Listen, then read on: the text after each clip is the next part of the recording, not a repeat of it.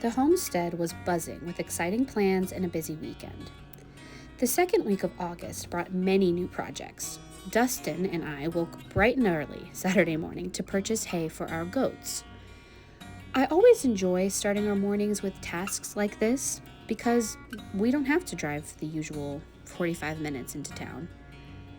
We only have to drive just down the road to purchase some local feed for our soon-to-be milking goats.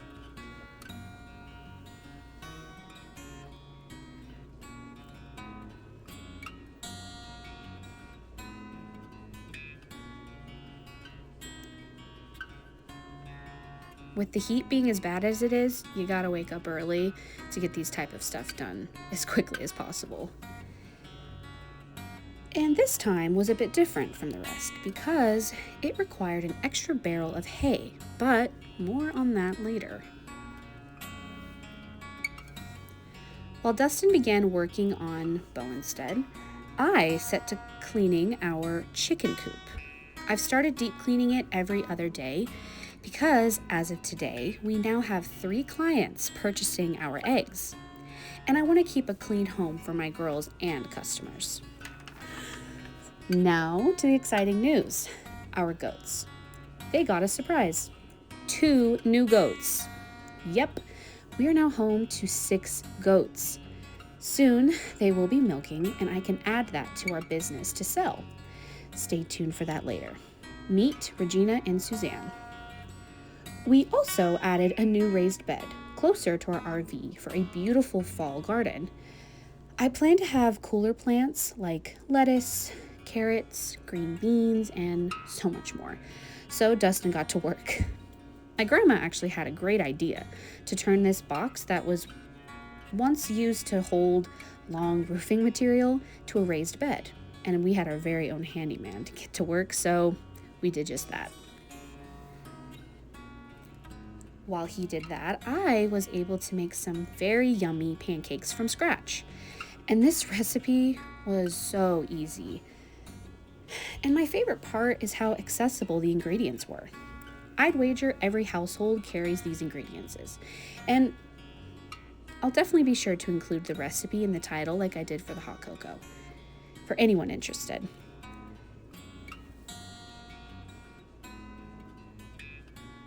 What I loved most about this recipe was it had us add vanilla and it really made the batter. It smelled divine. And one thing you can truly depend on with pancakes is if it comes out too thick, add water. A little more. Small amounts of water at a time. And if it comes out too thick, add the water. But if it comes out a little too watery, add more flour. It's that simple. I still can't get over using our own eggs in our ingredients and recipes. It really does add a different type of flavor, a richer flavor.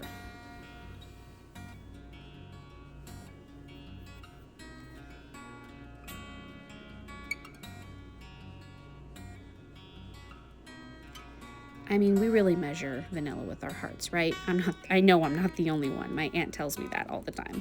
And she's right, because it not only smells better, but it will taste better.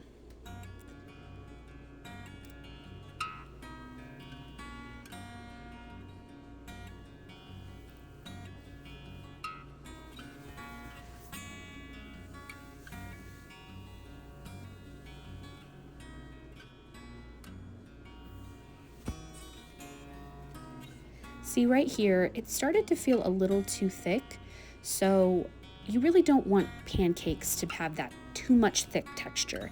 So I just simply added a little more water here and there, right there. And if it was too watery, more flour. Really is that simple, and so affordable too.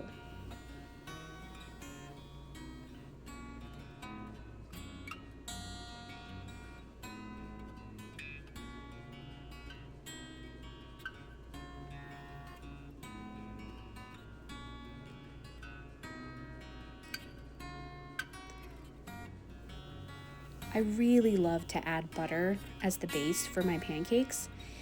I mean, you can't go wrong with more butter. And if you don't have butter, oil is fine too. I know some people who use grease or like some type of fat, like maybe from bacon. And if that works for you, absolutely. I usually stay away from it because I like my pancakes sweet, but some people enjoy it a little salty. Totally up to you. But that bubble part, oh my goodness. And when you flip it over and you're just confident about it, that perfect end. Love it. I honestly got so confident that I started adding some enhancements. You can never go wrong with chocolate chips. I personally really enjoyed the strawberries that I added super last minute. If I had blueberries, I would have done that too. And topped with whipped cream, a great Saturday morning. Well, slowly the day turned into night, and then it was Sunday. Dustin was able to finish our raised bed.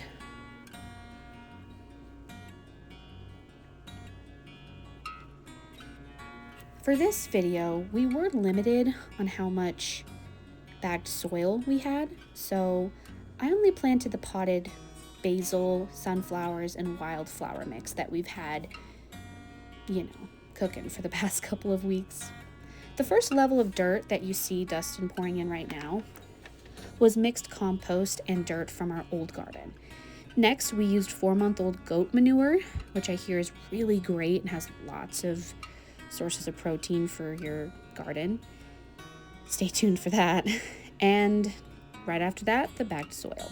Like I said, we only had one, and this is specific for bed and garden soil, and it's always worked really well for us, so I'll have to definitely purchase that again.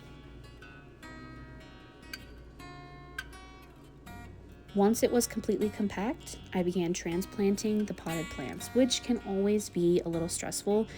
You don't want to put too much stress on your plants, and you definitely don't want to destroy the roots, but just know plants can handle it.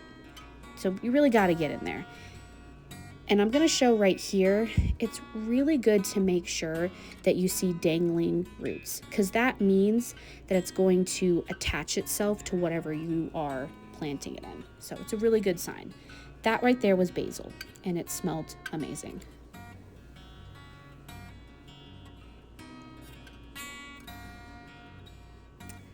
The next step was a little more stressful because I let this go on in terms of growing a little too long. They were very clustered and they did not want to separate.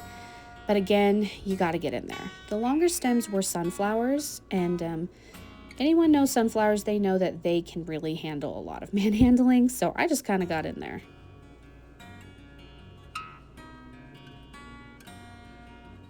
Again, with all that roots at the bottom, they needed to come out, so better late than never.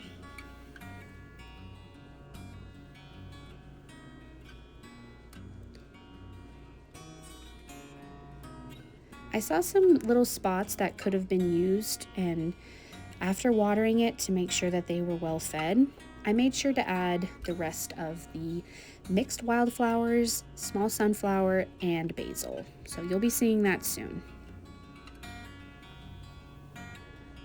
The most important thing with transplanting is making sure that it is compact.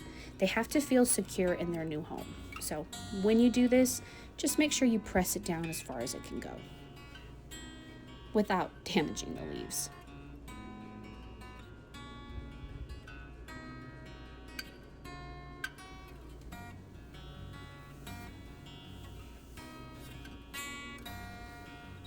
As you can see, I also don't really like using gloves. I don't love dirt in my nails, but there is something about just getting your hands dirty and getting the job done.